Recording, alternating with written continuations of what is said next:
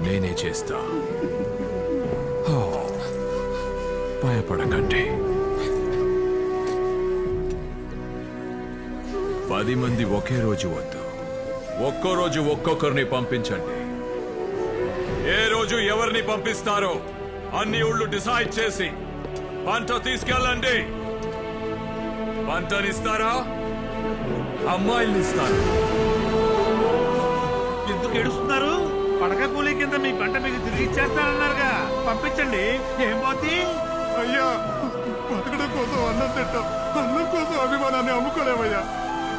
మా పంట తీసుకెళ్ళండి అయ్యా, మా పంట తీసుకెళ్ళండి అయ్యా.